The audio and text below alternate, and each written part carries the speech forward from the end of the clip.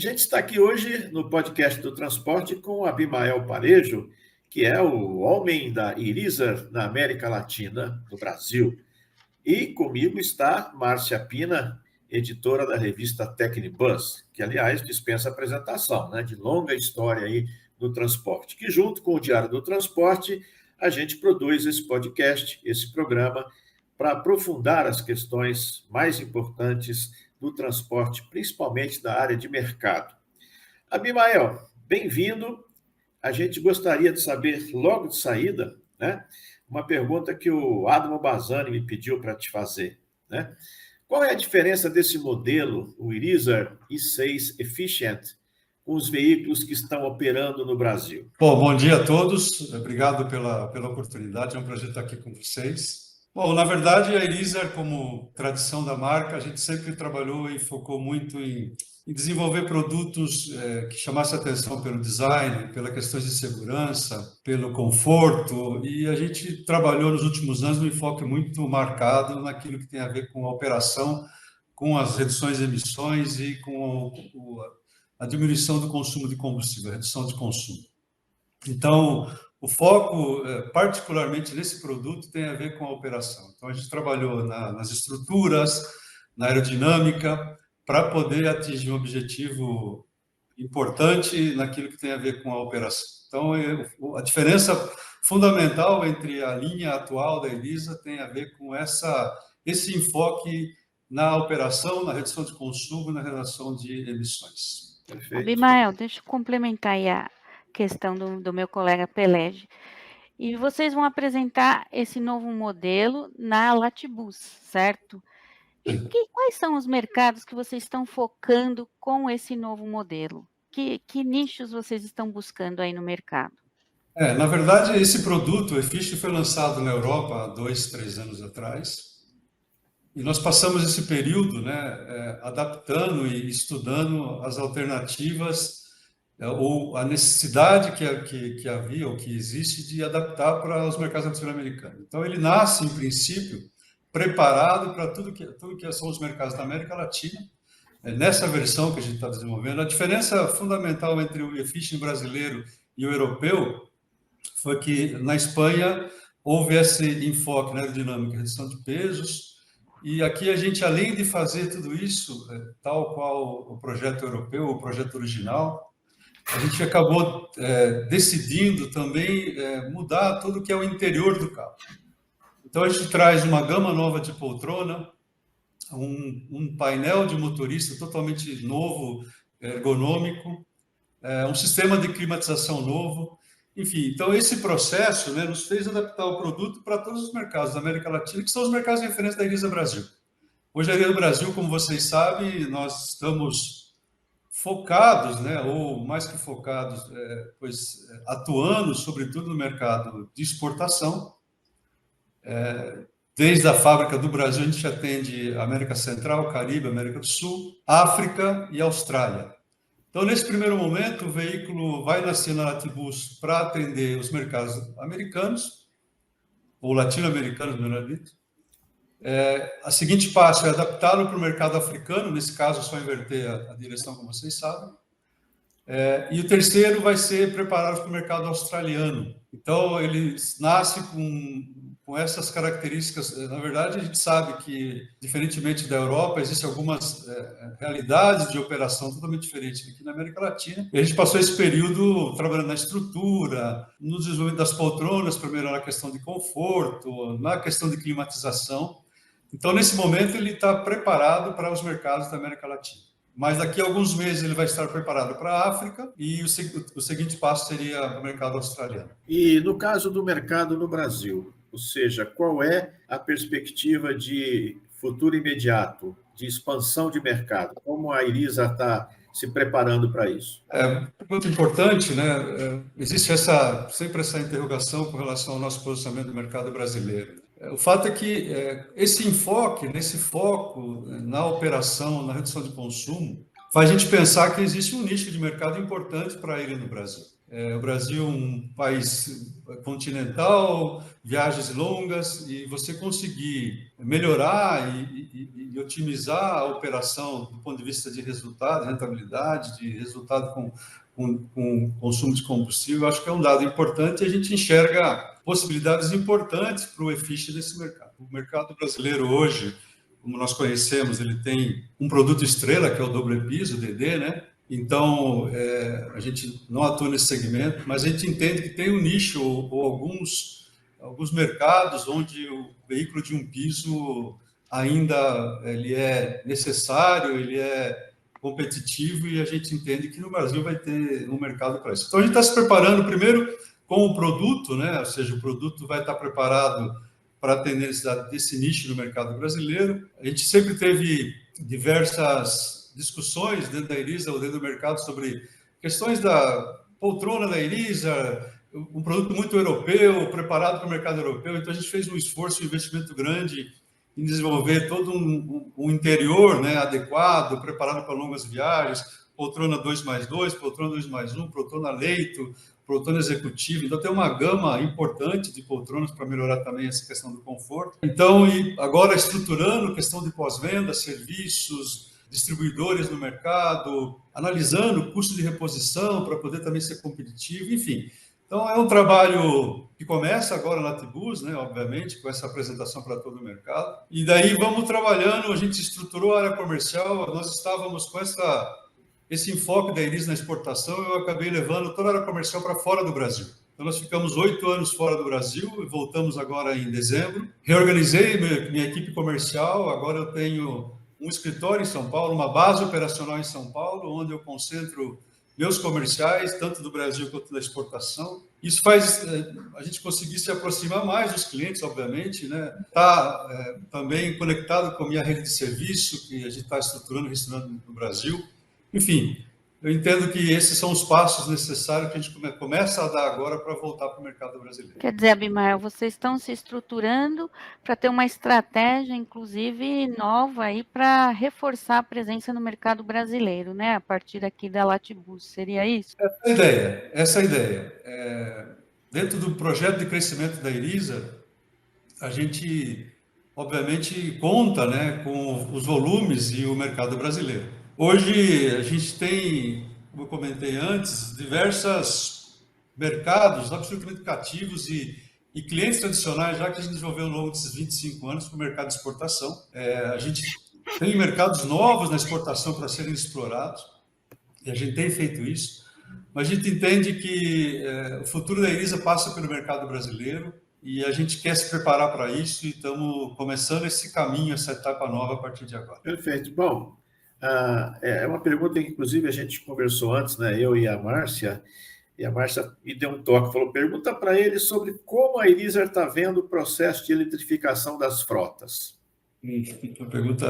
Pergunta interessante também, né? Como eu comentei, a Irisa, dentro do grupo Irisa, hoje a gente falou antes, a Irisa é mais do que essa fábrica de carrocerias que vocês conhecem, vão conhecer mais a partir de agora no mercado brasileiro. A Irisa é um grupo hoje em dia diversificado, com diversas unidades de negócios espalhadas pelo mundo, e uma delas que a gente destaca sempre é a unidade nossa relacionada ao mercado de eletromobilidade. Nós, em 2018, começamos essa aventura lá na Europa, lançamos uma planta nova, uma fábrica espetacular, a primeira fábrica europeia 100% dedicada a veículos elétricos. E esse projeto nasce, obviamente, enfocado no mercado europeu, né, e atendendo às demandas e à realidade do mercado europeu, dos diversos mercados. A gente fala do mercado europeu, mas cada país tem sua realidade, suas especificações, enfim. E a partir desse momento, a gente começou a aprender, né? Essa curva de aprendizagem por eletromobilidade, para quem fabrica, é longa. Na verdade, hoje, poucas empresas estão absolutamente já consolidadas nesse mercado. Muita gente está começando a entender como funciona, que componente usar, que tecnologia de bateria usa, como adaptar esses ônibus para a realidade de cada mercado, cada cidade, enfim, é um processo complexo. E nós começamos em 2018 esse recorrido em diversas cidades da Europa e hoje a gente tem um projeto consolidado. A gente tem mais de 1.000 unidades rodando na Europa, em diversas cidades da Europa, as grandes capitais europeias, Barcelona, Madrid, Londres, Paris, grandes projetos importantes, emblemáticos, projetos chave na mão, projetos em que a gente começa a fazer a infraestrutura, todo o sistema de carga, os ônibus, o serviço de pós-venda. Dentro do Grupo Irisa, a gente tem empresas que fabricam as baterias, nós temos empresas que fabricam os motores elétricos, nós temos empresas que fabricam o carregador, tudo dentro do Grupo Irisa. Então, a partir desse conhecimento e dessa consolidação no mercado europeu, a gente começa a avaliar outras alternativas fora da Europa. A gente, em princípio, queria estar perto do nosso consumidor, vamos chamar assim, perto do nosso cliente. Então, Europa com Europa, para poder atender todo esse momento, dessa curva, essa aprendizagem que é necessária para esse projeto complexo. Nesse momento, a gente está consolidado na Europa e começa a olhar outros projetos fora dali. O primeiro foi no México. A gente acabou de entregar uma frota importante para o Grupo ADO no México para atender uma demanda pontual numa cidade na Europa, no México. E isso fez com que a gente percebesse que, de fato, existe vida fora da Europa. E esse aprendizado, esse momento nos faz pensar em outros mercados fora dali. E a gente, portanto, está se preparando, né, para poder trabalhar aqui. Claro, o que acontece no Brasil? Né? Existe, como vocês sabem, uma forte demanda, um futuro importante e promissor para veículos elétricos, um país gigante, uma situação de necessidade de redução de emissão, então tem um mercado espetacular para esse tipo de veículo daqui para o futuro. A questão é como esse mercado se vai desenvolver, com que produto, com que ferramentas, com que níveis de investimento, como esse produto se vai consolidar, né? Então, a gente está preparando o nosso produto, nossa estratégia para afrontar esse mercado. Hoje, nós temos diversas iniciativas, nós temos as licitações em São Paulo, temos o PAC, iniciativas privadas, individuais, diversos movimentos, né? Tanto do mercado consumidor, dos empresários, do governo, da indústria, e a gente quer se inserir e se preparar para isso. Ponto. Essa é a nossa posição hoje. A E-Mobility tem lá uma linha de produto, vamos inclusive na FIA lançar na FIA de Madrid agora em outubro, uma nova versão do nosso veículo urbano elétrico, uma nova tecnologia de baterias. Estamos voltando a apresentar o nosso veículo a hidrogênio, enfim. Então, é difícil pensar na Irisa fora do contexto de eletromobilidade no mundo. Sobretudo em função desse aprendizado nosso, desse posicionamento. Então, a gente está analisando, avaliando. Eu tenho tido diversas conversas com a E-Mobility, apresentando todos os projetos brasileiros, tentando entender como adaptar nosso produto aos projetos brasileiros, e esse é um pouco nosso posicionamento nesse momento com relação à eletromobilidade. Perfeito. Márcia? Eu tenho uma pergunta aí sobre a demanda, né, que a fábrica de vocês aqui em Botucatu está tendo, né? Como é que estão esses mercados de exportação? Eles estão com uma demanda, tão aquecidos? Vocês estão com uma demanda forte? Como é que está? Existe uma situação importante no Grupo Irisa nesse momento. Na verdade, todas as plantas do Grupo Irisa, hoje são 5 fábricas, né, de carrocerias, de ônibus no mundo. Nós temos a matriz, nós temos a fábrica do Marrocos, a fábrica do Brasil, a fábrica do México e a fábrica da África do Sul. E todas estão a top de produção. Todas estão no limite da capacidade, vamos chamar assim. Então, pensando especificamente no Brasil, a situação é a mesma. A gente, hoje, o mercado australiano, o mercado africano, o mercado chileno, o mercado peruano, são mercados de referência nossos. Todos estamos bastante bem posicionados e crescendo, com certa pressão para prazo de entrega, enfim. Então, hoje, de fato, a situação é bastante positiva com relação à nossa demanda, e nos está pressionando a capacidade produtiva para a gente pensar no futuro. É interessante, você falou de eletromobilidade, principalmente desse mercado brasileiro, né? São Paulo, a promessa é de 2.600 ônibus elétricos, inclusive com subsídio para o comprador, né? No caso, para as empresas de ônibus. Tem o PAC, como você mesmo lembrou, né? O PAC 3, Tem cidades com iniciativas próprias, né? Por exemplo, hoje mesmo a gente noticiou que Santa Maria, no Rio Grande do Sul, abriu um chamamento público para a aquisição de 17 ônibus elétricos, né? Mas tudo isso nós estamos falando de transporte urbano, né? Qual é a perspectiva para a Irisa de fabricação desse tipo de veículo no Brasil? Pois é, né? É totalmente diferente do nosso enfoque até hoje, né? Mas por isso eu me refiro sempre, quando eu falo de mobilidade, à e-mobility. A e-mobility é a nossa unidade de veículos elétricos que hoje fabrica veículos elétricos urbanos, só veículos elétricos urbanos. O mercado do rodoviário, vamos chamar assim, elétrico, ou de larga e média distância, na verdade, conceitualmente para nós, é o hidrogênio. Sim. E esse projeto também a Irisa, nesse caso a Irisa, está desenvolvendo e apresentando. Então, quando a gente fala de veículo urbano, muda, obviamente, o foco da Irisa Brasil, mas a expertise já existe dentro do grupo, que é a e-mobility.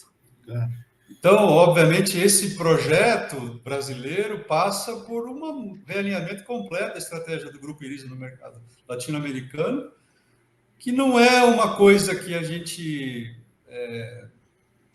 que nos assusta do ponto de vista técnico, vamos chamar assim, mas tem a ver com uma estratégia de desenvolvimento de uma fábrica, de um conhecimento. É diferente você ter um grupo de pessoas num sistema de produção que fabrica o rodoviário a ter um grupo de pessoas que fabricam urbano. Seria todo um alinhamento novo de projeto, entendeu? Então, claro, se nós queremos nos inserir no mercado urbano, a gente tem que pensar em fazer urbano, sim. Estamos pensando, mas sempre na eletromobilidade, no elétrico, no urbano, e nunca em urbano tradicional. Isso não é o nosso mercado, não sabemos fazer, e não vamos dedicar tempo para poder desenvolver esse tipo de produto, entendeu? Mas sim, urbano, elétrico, Irisa, por exemplo. Perfeito. Márcia, ou e-mobility, melhor dito, né? Para poder sim, e-mobility. Mais alguma pergunta, Márcia? Eu acho que da minha parte... Bom, é importante, só para a gente encerrar, que é claro que todo mundo, a grande parte das pessoas que estão acompanhando essa entrevista conhecem a Irisa, né, sabem da sua trajetória, mas é importante contar um pouquinho rapidamente da história, né? Quer dizer, a Irisa não chegou hoje nem ontem, né? A Irisa e nem no século passado, né? No século anterior ainda.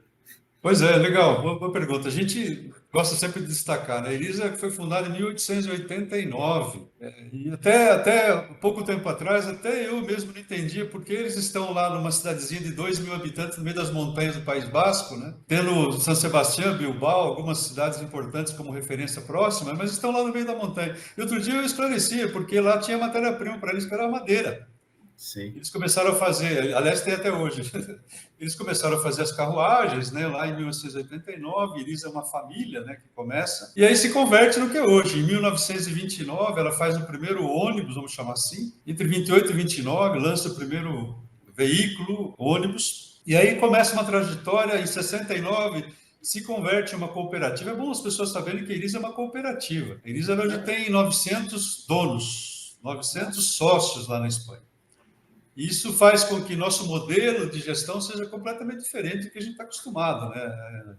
Isso, desde lá quando a gente começou esse negócio com a CAI, lá em 98, vocês sabem que a Irisa foi fundada de uma joint venture com a CAI. A Irisa, a partir de desenvolver os mercados europeus, decide sair da Europa, vai primeiro para a China, depois enxerga a América como potencial e começa a estudar o que faria, onde se posicionar e como. E veio para o Brasil, e a partir daí se conecta com a CAI, uma ideia espetacular. A CAI, um fabricante tradicional de veículo urbano, a Irisa com rodoviário. A ideia era somar esses catálogos, aproveitar, fazer sinergia de venda, pós-venda, compras com a CAI. Infelizmente isso não funcionou, a gente fundou esse negócio em 98, né? E já a partir daí a CAI começou a ter problema, que todo mundo conhece, e hoje a gente chama só Irisa. Então a gente em 99 se separa da CAI, e aí começa esse recorrido nosso pelos mercados brasileiros e América Latina a partir daí. Hoje, como comentei, hoje a gente exporta, atendemos mais de 25 países da Irisa Brasil, entregamos agora no Catar, África, enfim, estamos posicionados. É uma planta pequena, mas muito interessante, porque você vem aqui, você vê veículos. Outro dia nós tínhamos aqui quase todos os mercados de referência com produtos na fábrica. Nós tínhamos equatorianos, dominicanos, costarricenses, africanos. Quando eu falo África, né? Eu falo África, Zimbábue, Gana, Botsuana, Sim. Camerun.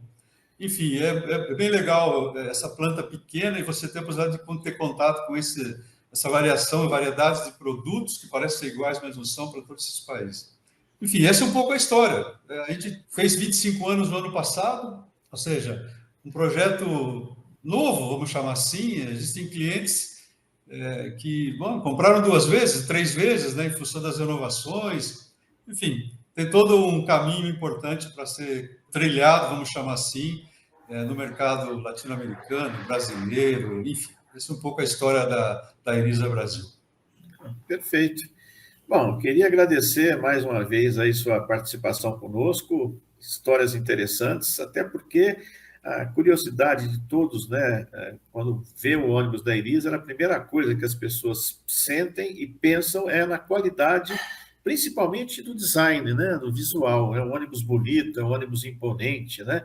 E que essa imponência se transforme também na imponência comercial, ou seja, que a Irisa bote o pé no Brasil, já está, né? Mas agora finque o pé, inclusive expandindo novos mercados aí, principalmente no urbano, né? Com essa demanda gigantesca que a gente está sentindo atualmente para o transporte coletivo. Márcia, eu estou me despedindo aqui, passo a bola agora para a Márcia fazer as considerações finais dela também. Queria agradecer o Abimael pela entrevista, né? Acho que é muito interessante também a gente conhecer um pouco da história da Irizar, que a gente conhece como a que fabrica carrocerias aqui no Brasil, mas o grupo é muito mais amplo, né? Tem negócios em eletromobilidade, eletrônica, uma série de coisas. E é muito legal a gente conhecer a história do grupo também, né? E saber que a Irizar aí vem firme para o mercado brasileiro, aí a partir da Latibus, vai apresentar na Latibus o seu modelo novo, e desejar sucesso aí para a marca e agradecer novamente a sua participação, Abimael. Muito obrigado, eu que agradeço a vocês. Acho que a gente vai se conhecer melhor a cada dia a partir de agora. O mercado vai começar a perceber nossa presença, isso que é importante. E nada, vamos se conectar cada dia mais. Eu quero agradecer pela oportunidade e a gente se vê por aí. Ok?